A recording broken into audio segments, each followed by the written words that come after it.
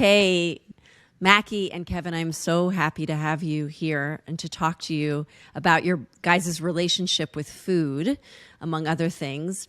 Mackie, can we start with you? Will you introduce yourself and talk about your relationship with food? My name is Mackie Shilstone, and for the last 43 years, uh, I have made a science of extending careers of professional, tactical, and industrial athletes. An industrial athlete would be my 21 years with the umpires of Major League Baseball. A tactical athlete might be my work with special operators out of Fort Bragg, and food is the basis for the energy you have to perform in the environment that your life and your game, and it could be the game of hunting an evil person and killing them, or it could be the game of an actor or actress. So food is a critical part of my world. And personally, I don't eat red meat, I don't eat fried foods, and I don't eat pasta. But typically, if it flies or swims, I'll take a look at it. Okay, let me ask you, Kevin, can I tell a little story about you before you introduce yourself? Just my By all means. experience of you. So, before I met you, you were legendary in my home when I was married. I don't think I got a chance to tell you the story, but my ex-husband was obsessed with you, loved your work, and we had a whole funny discussion about Chasing Amy. He's like, this is the greatest movie ever made. And I've always lived a little bit under a rock, so I didn't know you until he showed me you. And then I understood that everybody knew you. But so it was so fun to get to meet you. And then at some point he tells me, oh, Kevin's vegan. And my ex is super anti-vegan. So that was another funny thing that he was like, Kevin's vegan. And then you asked me to do the show with you, your Masters of the Universe, and you were such a great director, and I thought it was such a fun experience. And I would love to do it with you in the real world, not just in the virtual booth. But anyway, that's my experience of you, and you were kind enough to come on the show, and I saw your show with your kid, who's a big girl. But I'm just so proud of you guys for making this change and doing what you're doing. So now you can tell me your version of introducing yourself. Totally. Oh my God. First off, thank you.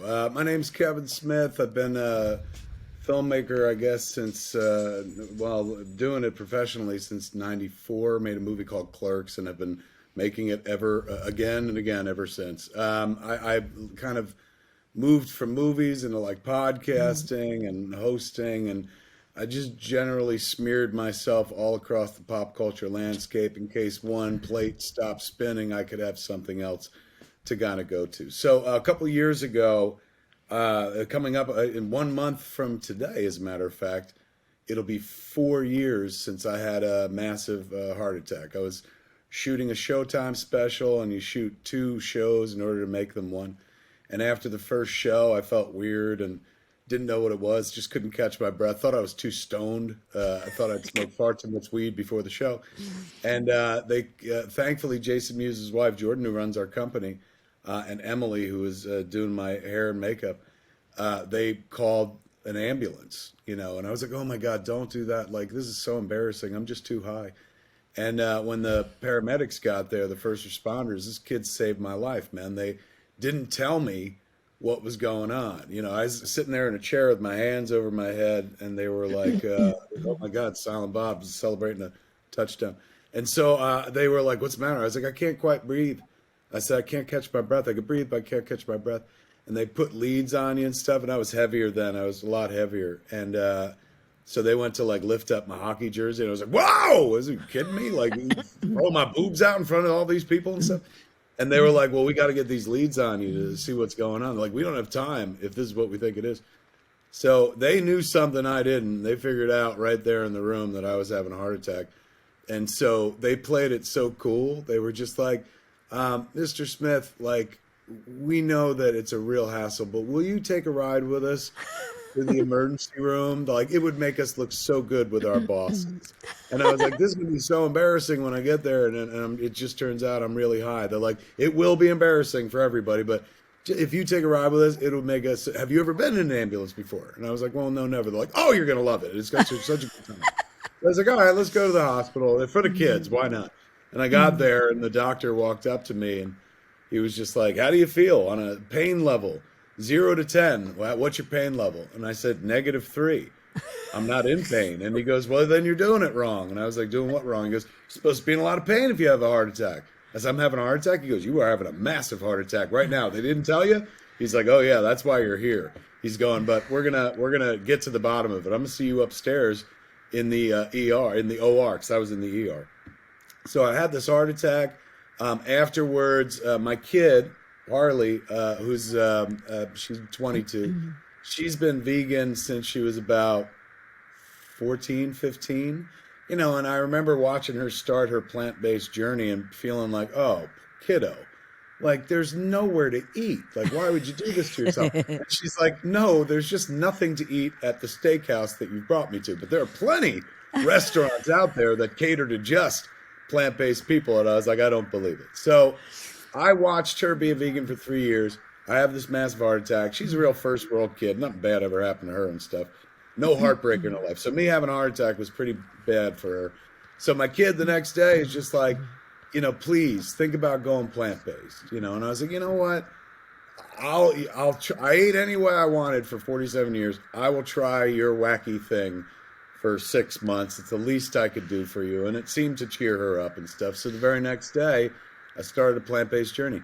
Mackie, will you tell me a little bit about, my understanding is that Serena Williams was inspired by Venus because both of them had health problems and both of them went vegan or tried to be plant-based, or because Venus and I did a thing in Canada together where she was talking about her plant-based inclinations. And will you tell me a little bit more about that? I've worked with Serena for 13 years, and I'm always with Venus.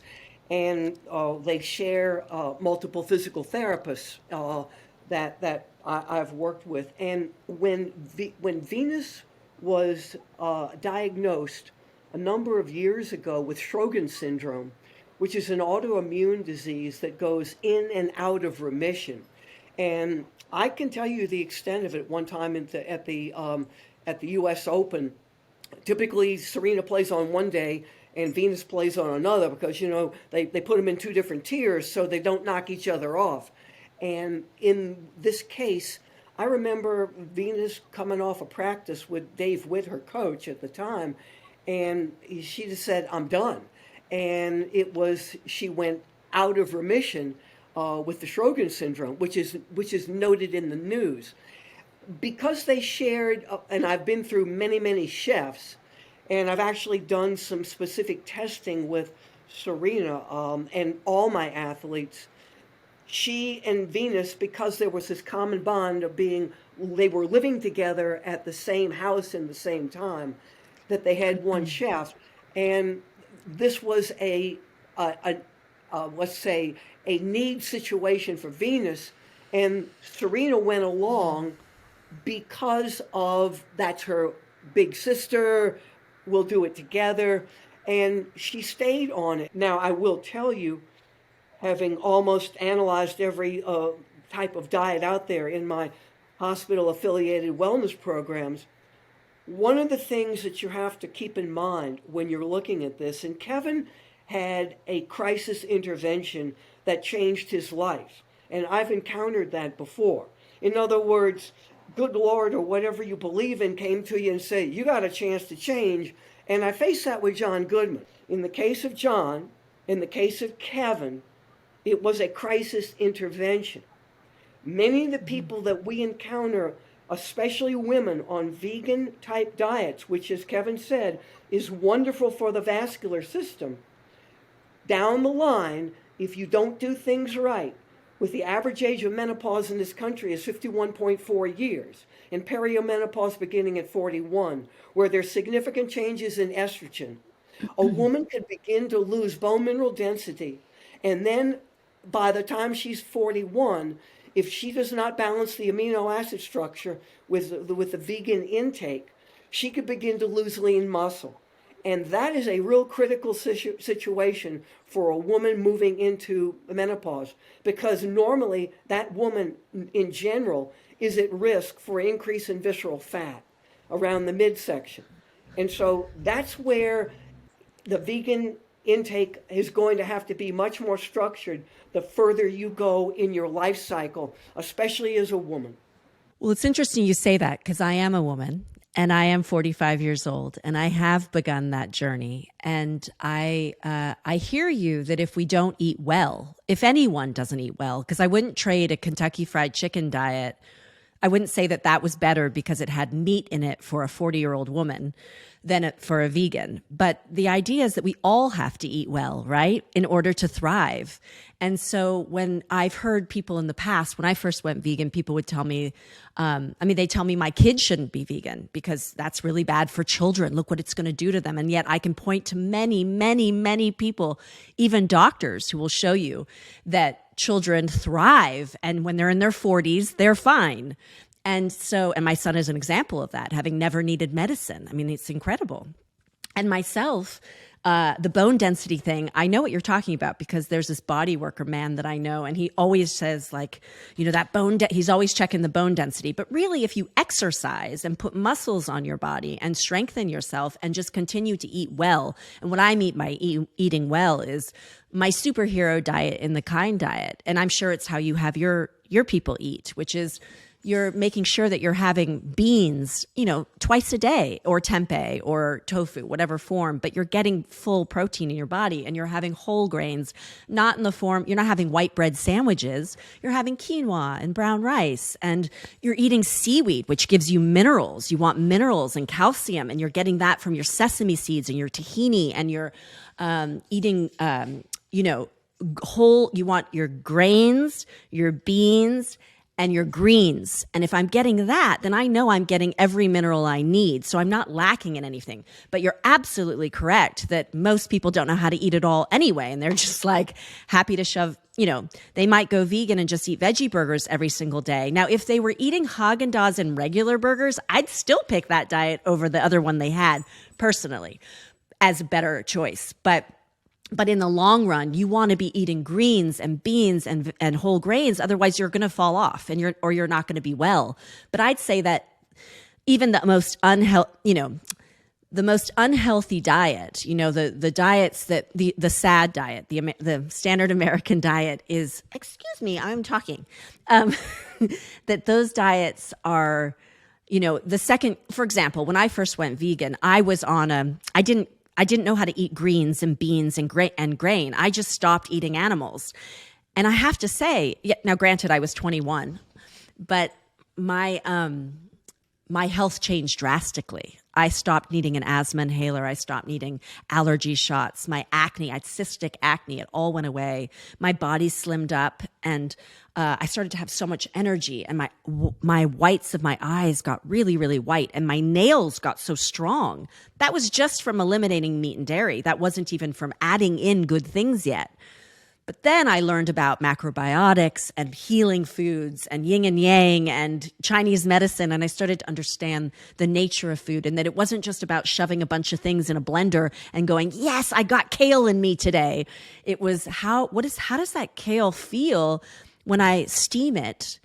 That's going to make my energy and my organs relax. And maybe I need relaxing energy, not like blended crazy energy, but maybe I do need blended, it depends on the energy you're looking for. So I hear you that we have to be very careful with our diets for everyone, but I don't personally single out vegans as the issue. It's just good food is the issue for everyone, in my opinion. I agree with you. I think you're absolutely right, and there's no reason why your daughter. I read all the clinical research, so I see it. I read technical journals for 43 years, 5 days a week, from 5:30 to 6:30 before I train for an hour and a half, irrespective of athletes or whatever. And I can tell you the clinical research is there. So you can if you're doing it the right way and you've outlined the right way, and if that is for your daughter or for someone out there listening, that it will work extremely well for you through the rest of your life. But the key is you have to be like Alicia, or you have to be that dedicated. And you see, there's something called commitment and contribution. You have to be committed. And Kevin is committed because of his life challenge. Yeah. And in your case, you made a commitment to do that. So I agree with you completely. It's true. I never would have chosen to go vegan without the heart attack instigating it. So I'll meet a lot of people who I'm like, go vegan, it worked for me. Whenever people like are like, what happened to you? You lost a lot of weight. I'm like, the simple answer is I went vegan. And you get a lot of people going like, well, I don't, I like meat too much and stuff like that. And I'm like, here, this is what it did for me. I'm not selling it to you, but we're Americans, and it's all about obscene amount of choice.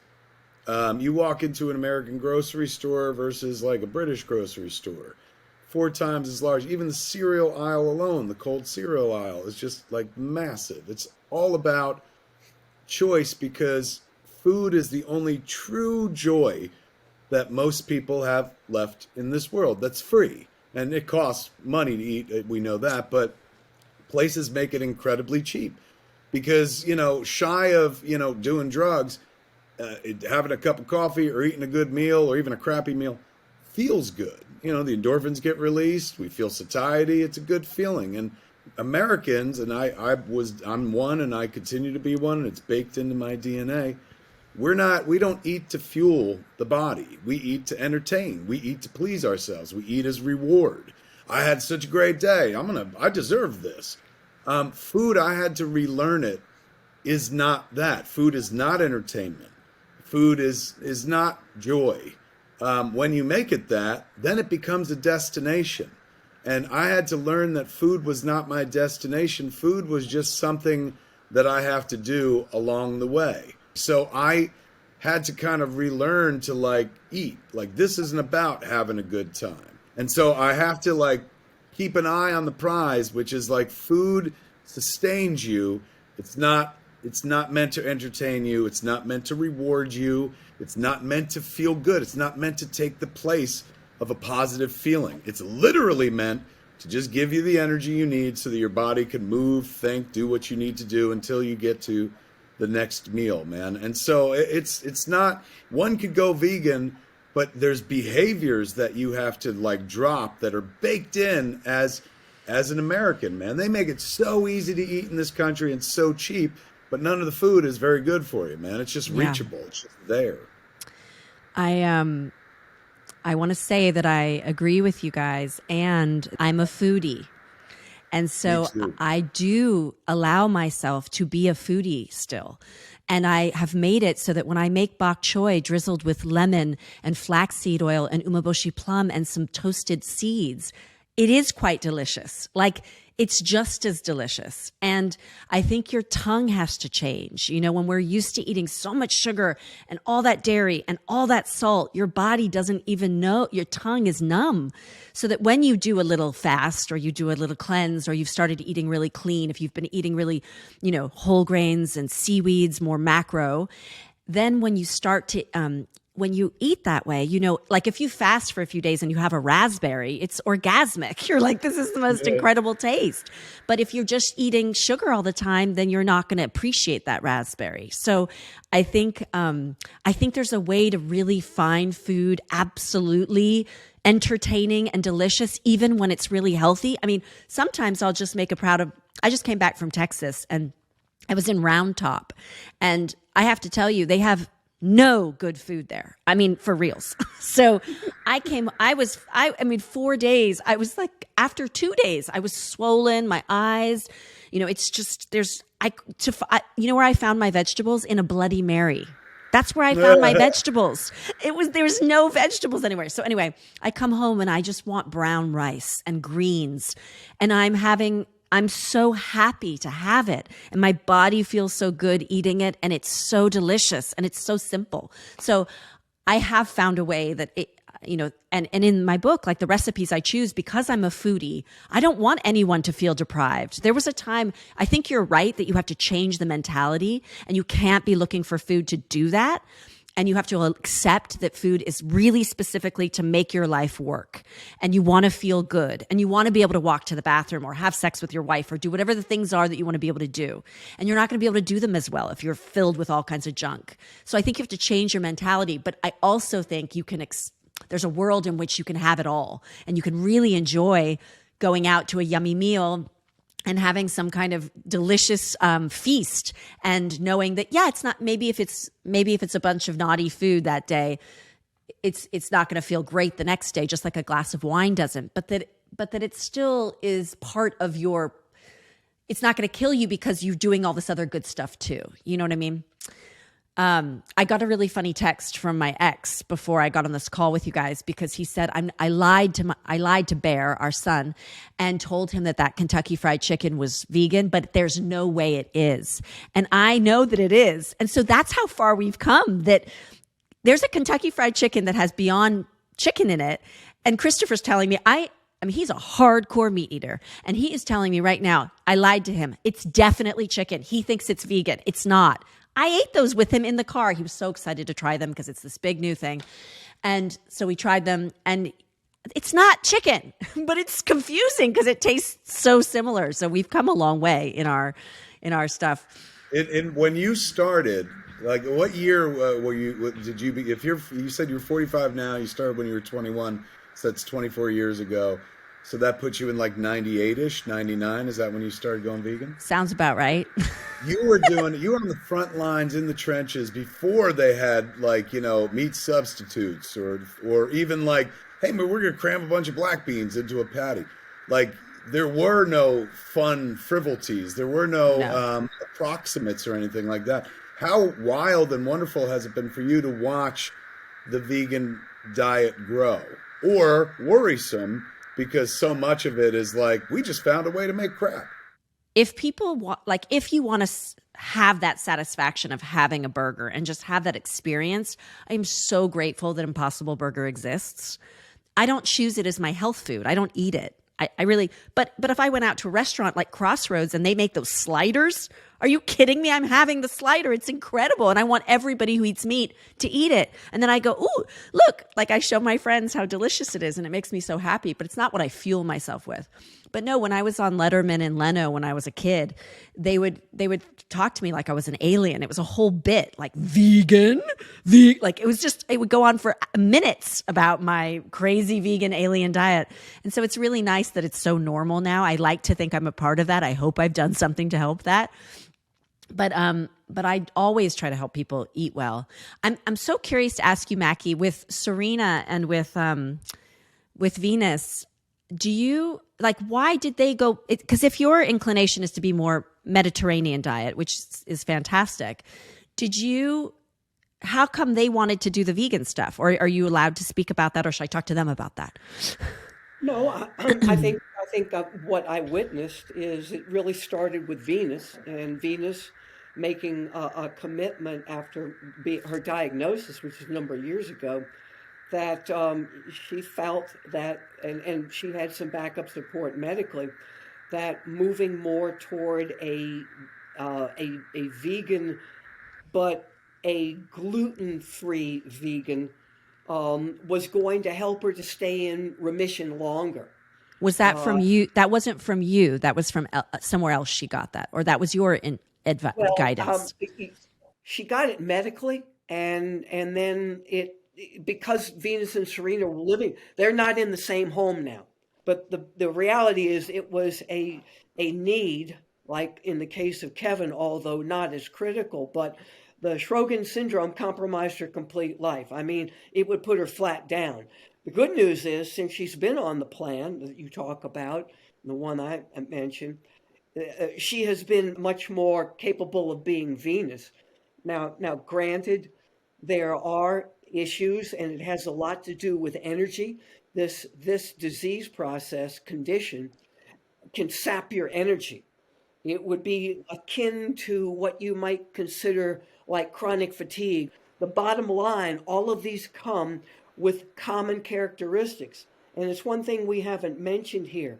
The common denominator that has helped you, Alicia, and you, Kevin, and Venus, and Serena, and Mackie, coming at it from different ways, is the management of inflammation. And you see, coronary vascular disease that Kevin's came with is an inflammatory cascade that runs very low. And if you look at anything like colitis, ileitis, diverticulitis, any of these arthritis, they all have the word itis, and that is inflammation. If you go out, or when Hay was diagnosed with his heart attack, if he goes back and asks his cardiologist, he probably had a CPK enzyme, creatinine phosphokinase, CPK enzyme in the 12,000. But if you go out and get a shot in the arm, or if you get a punch or you've been pounded on, your CPK enzymes can go up to like 1,200. Well, I had one NFL player that was right around 1,200. And so when you have an inflammatory cascade in your body, if you go out and get an injury to your knee, running, or anything where you twist an ankle, and you've got low-grade inflammation, it's already now magnified. So the whole idea is bring that inflammation down. So we brought down this NFL player. We brought it down to like 400. And his doctor said, this is amazing. But in my lay world, 400 would be awful. But every week, he's being bang, bang, bang. So these football players are an ongoing inflammatory cascade. And in your diet and my diet, we are basically, whether we know it or not, managing low-grade inflammation. And as we get older, it tends to go up. Here. I think that is dead on. I wanted to ask you, Kevin, about your wife, Jen, how she, long before you thought of any of this, had the idea that your daughter shouldn't drink milk. And this was at a time when it was the Milk Does a Body Good campaign. I mean, it was like radical taboo. Why did she think this? And it's so interesting to me that your wife and your daughter were so ahead of you with this, and that it took you almost dying to get it. Why wouldn't you listen to these brilliant women beforehand? Explain yourself. They were health nicks as far as I was concerned, which was weird because the kid wasn't. Growing up, the kid looked more like me than not. And then as she got into like her early teens, like Jen's genes kind of kicked in and stuff. Jen early on, like as soon as the kid was born, she breastfed the kid up until, she couldn't anymore. And then after that, I assumed the kid would drink milk. Like I drank milk and everyone in my family drank milk. And she was like, I'm not going to give her milk. I was like, what are you going to give her? She's like, soy. And I was like, a kid needs milk. She's like, no, she doesn't. Like, especially don't need an animal's milk. Kid needed my milk. She got it. She's done. You're not supposed to be giving a human being like animal's milk. Somebody else, years before my kid would quote me, not your mom, not your milk. Jennifer was essentially saying the same thing. She was like, why would I give my kid like milk from some animal? Like, I'm going to give her soy. So the kid never drank milk her entire life growing up. So that was one less thing she had to throw off when she went vegan. Jennifer, I remember early in our relationship, like probably after the kid was born, she suddenly turned off to meat. I think she might have seen a documentary, but she was just like, because she used to eat chicken and hamburgers and bacon. She wasn't a huge like meat person, but just an average amount in her American diet. And then she pulled it all out. She was like, I'm not eating animals. And then she had a kind of on again, off again relationship with eggs, where she was like, I'll eat whites. And then she was like, I'm not eating any of it. But, cheese she wouldn't leave behind. That was the one thing. So that's what kept her as a vegetarian. So she was vegetarian long before the kid went vegan, which means long before I went vegan, and was kind of the example. And when the kid went vegan, she did cite Jennifer. She was like, Mom, my whole life has not been eating meat. And here I am like eating meat, and we all get together on Thanksgiving here in the house. We all eat meat. Mom doesn't. Like, I'm going to be like that. Like, I remember my kid slowly converted everyone in the house. And we had this one Thanksgiving where Jen's parents have lived with us since Harley was born. We always had like live-in nannies, which is so great because they were related to us. And then we could be judgy about people that paid for nannies. And we're like, oh. So Byron and Gail, as Jen's parents, have been a second set of parents for Harley. Byron and Gail, Nan and Pop, as they're known around this house, they flipped and went full vegan. Like they went vegetarian, but then they went full vegan. So the kid flipped them. And there was this one Thanksgiving we had at the house where I was the last one left. And Gail's like, well, I'm not really going to be cooking a big bird. So we just got like some turkey for you on the day, some side turkey. And the kid never told me, but my wife told me that night. She's like, "You really hurt the kid so bad." I was like, "What are you talking about?" She's like, "You're the only one eating like animals at Thanksgiving still." And I was like, I'm not gonna like. Well, what am I supposed to do, man? Like, and so 1 year later, I was vegan, and we went to Crossroads, I think, for Thanksgiving that year. The previously mentioned Crossroads, which if you're from Los Angeles or if you're ever going to be out in LA, kids, and you're looking for plant-based, take anyone to that place. And I defy you to say that, like, oh, I'd be giving up something by going vegan. They're wizards at that place. So yeah, the wife was the example, but the example that never set in for me. My wife is incredibly thin, has always been thinner than me. So I was like, well, there it is. The lesson is, you live like that and you look like that. But I assumed it was too late. I never figured I'd make a life change, that big. Go vegan, drop that much weight and stuff. That came along with fear, and so many people ask me about like what did you do? And I was like, I got scared. Like, you need to get scared. Everyone in the world could have sat me down. Affleck himself could have been like, I will work out with you and put you on my exact diet. You will look like me except shorter and not as pretty. And I would never have heard that. I wasn't ready to receive it until my back was against the wall. From a female perspective, you're in your mid-40s. One of the important things is reducing the risk of breast cancer, and diet can play a significant role. It has a lot to do with the ratio of 2:16 estradiol. And estradiol is one of the 3 hormones in the female system beside progesterone and testosterone. And by getting in the cruciferous vegetables, which are resistant starch vegetables, that would be broccoli, cauliflower, cabbage, all of those vegetables, a woman can begin to normalize this 2:16 ratio. And when that ratio gets too far out with the 16, the woman's risk for breast cancer goes up. So the diet can have a significant effect. On the man's side, we are at risk of prostate cancer. Chances are, those of us that if we're lucky enough not to get it, we may die with it, but not because of it. And by getting in the same type of vegetables, we will be able to reduce the issue with benign prostate enlargement. Because in a man, the diindole methane in broccoli and cabbage and the sulforaphane in broccoli will actually reduce the risk of prostate cancer for a man. And you can pick up your calcium. Broccoli is one of the highest amounts of it, forget about the milk and fortified foods, but you can pick that up. So the cruciferous vegetables are stars for women in breast cancer and men with prevention of prostate enlargement and cancer.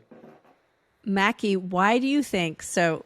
Kevin is explaining that he's incredibly stubborn and that he would not, there was nothing, even probably you telling him that information prior to having his heart attack, he wouldn't have heard it, right? So do you think there are a bunch of people out there who can hear it and what does it take for someone to go, I do want to feel good. I do want to live my best life. I actually would like to be able to sleep well. I would like to not have headaches. I would not like to take medication for things. I would like to have the life that I was given by this magnificent experience of life. How do you think that there are more people like Kevin who have to be hit by a truck to get it, or or are there a lot of people who can find this healing in a more gentle way? What do you think? Well, I tell you what I know. I think COVID has been a game changer. Right now, what people have not done, the thing I tell people is the title of the book that you can give away to your audience on my website. It's called Stop Renting Your Health. And right now, people are renting their health. And when your health owns you, that's when you're in trouble. But if you can take ownership of your health, for instance, you asked the question, I will ask someone, did you plan more for your wedding than you did for your marriage? Do you have a warranty on your car, but not on your body?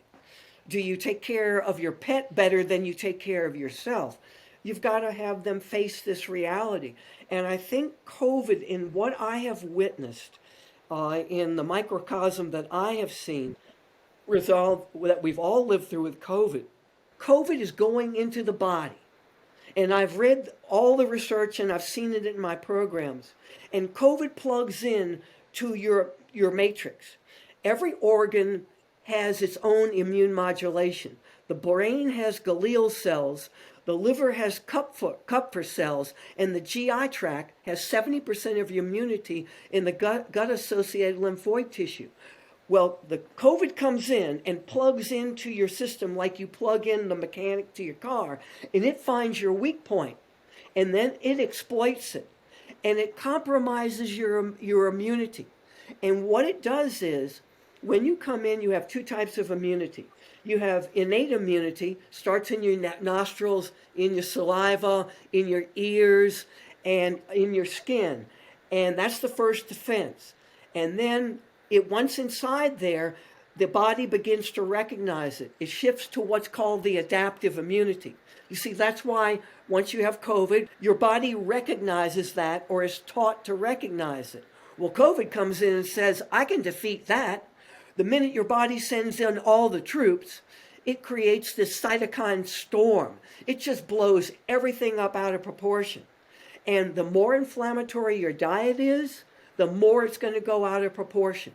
So the reality is, a vegan type eating plan, a plant-based plan, and I use a plant type protein because I need more protein. At my age, with the type of training that I do, my protein requirement based on DEXA scan is roughly 1 gram per pound of muscle weight. I've got 126 pounds of muscle, and that's a lot of protein to eat. But I can take a vegan protein and add in between and stir it into water or whatever I want to and get it.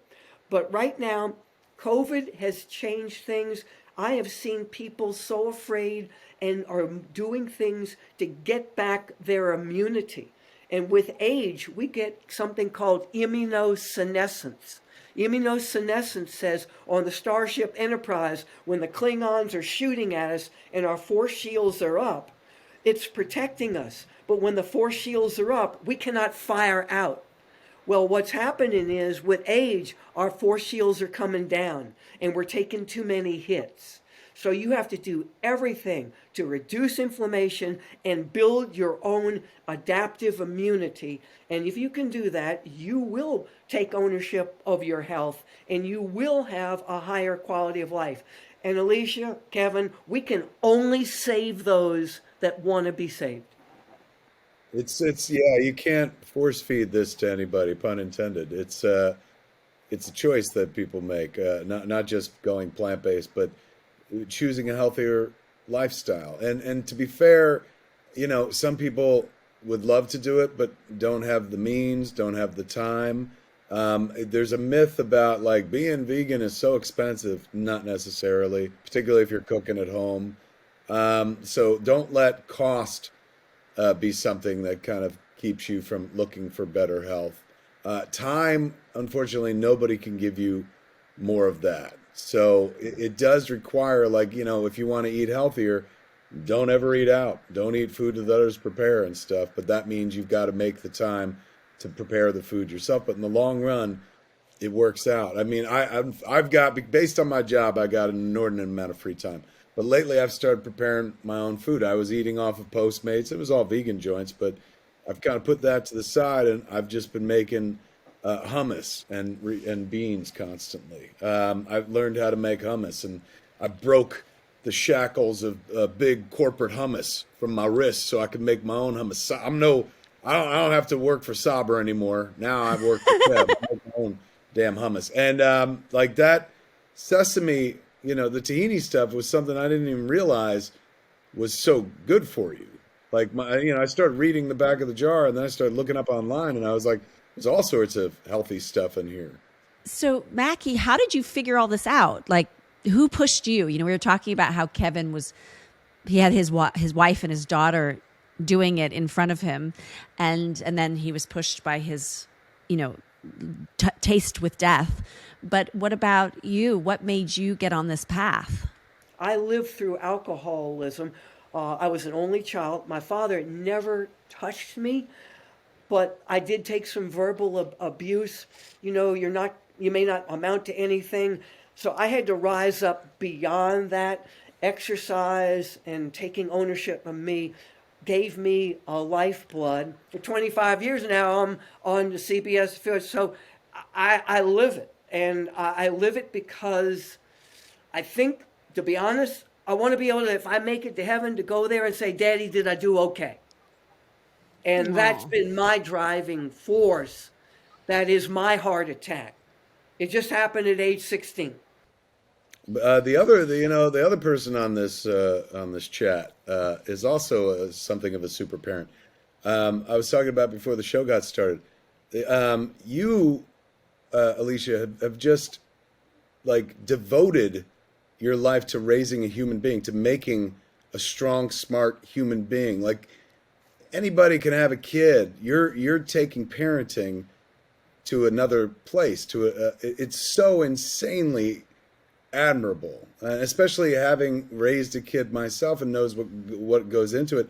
You're doing way better than I ever did, and my kid turned out okay. But you are so incredibly hands-on. Like whenever I read about your relationship with him, it just makes me go like, I wish I could go back in time and do better with my kid. Hats off, man. Like we all get to accomplish things in life, and sometimes, particularly in our business, we forget that like nothing's more important than like what we're here to do, which is like, here's another human being. And you've set up this little human being for life so well, man. And what a beautiful relationship you guys got. Congrats. And it sounds like even with your ex, you guys are tight. Is that what I'm getting based on every time you Yes. mention your ex? I'm like, it's never in a bitter way. You're never like, that son of a bitch. It sounds like you guys are co-parenting like insanely well too. We do. We co-parent really, really well. You're And such we a grown-up, man. Like the little girl from the Aerosmith videos turned into such a grown-ass adult, man. Well done. You're adulting insanely well. Well, thank you. I really You were appreciate crying it. when we met you, but you're adulting now that we've let you. That's so fun that you know that. It's so fun that you know about crying and Aerosmith, and it's so sweet and lovely that you honor me as a mom, and I You're a great appreciate it. mom, kid. You're a great mom. Even my wife is just like, she's a great mom. That's so nice. And I That's can't. so And nice. I'm glad that you used your kid as the little like lab rat to see what happens if you raise a kid completely vegan. And so far, the kid's turned out good, right? It's not like He's you're like, oh man, I should have meted him up 10 years ago. The kid's no. turned out great. And look, I love my kid more than anything in the world, so there's no way I was going to be like willy-nilly I mean, it's funny to call him a lab rat, but I did so much research. I had studied this so much. I mean, all the stats show that this is the healthier way. I wasn't doing something like maybe this will work. This is better for him.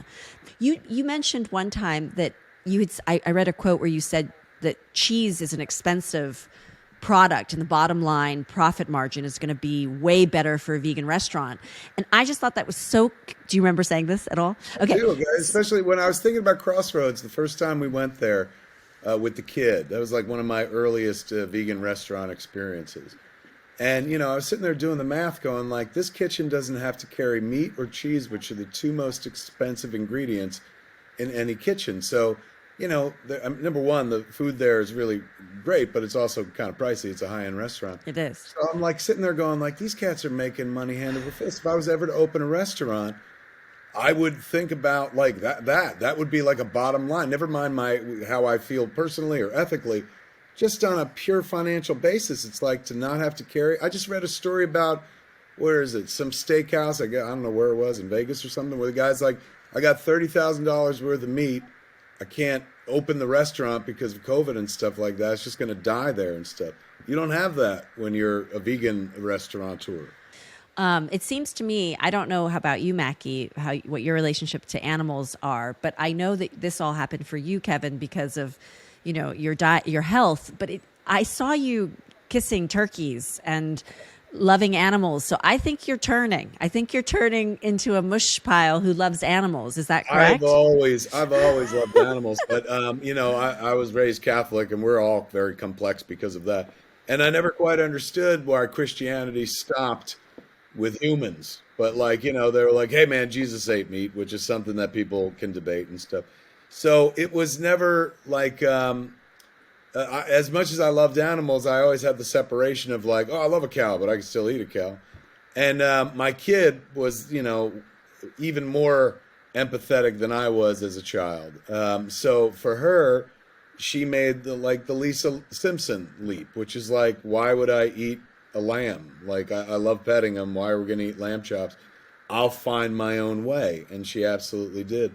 So she brought me into, when I had the heart attack and she was trying to convince me to go vegan, she did it because she loves me. I know that. But make no mistake, that kid was like, if I could flip this guy, what a big get he is for the vegan community, because he won't shut up about it.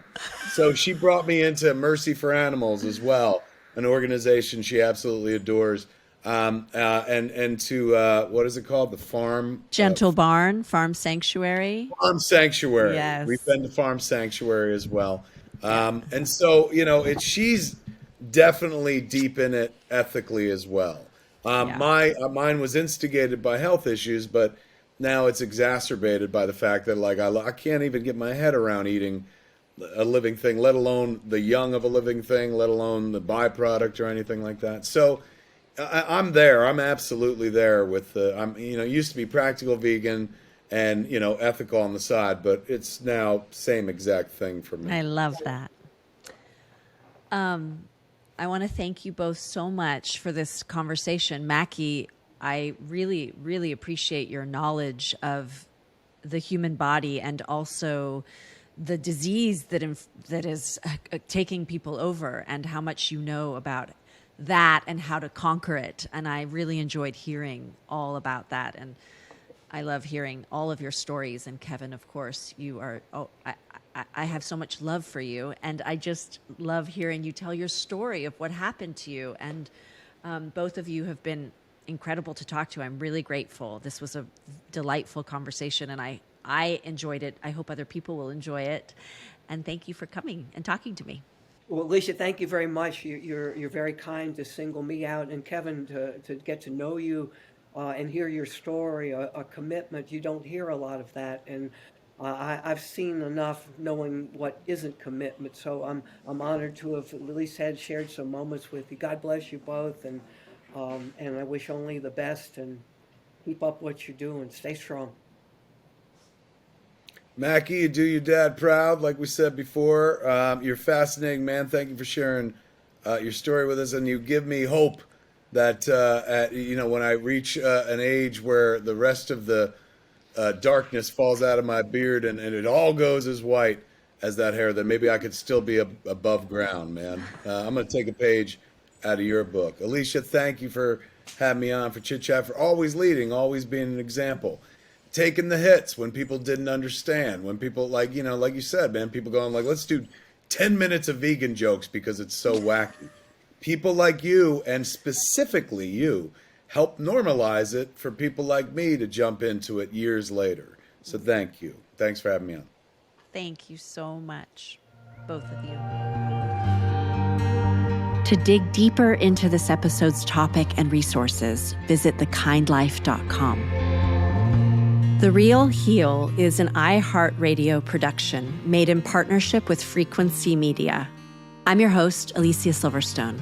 From iHeartRadio, our managing producer is Lindsay Hoffman. From Frequency Media, Michelle Corey is our executive producer, Jordan Rizzieri is our producer, and Imani Leonard and Laura Boyman are our associate producers. Sydney Evans is our dialogue editor, and Claire Bidigary Curtis is our mixer and sound designer. This podcast is available on the iHeartRadio app, Spotify, Apple Podcasts, Google Podcasts, and wherever podcasts are found.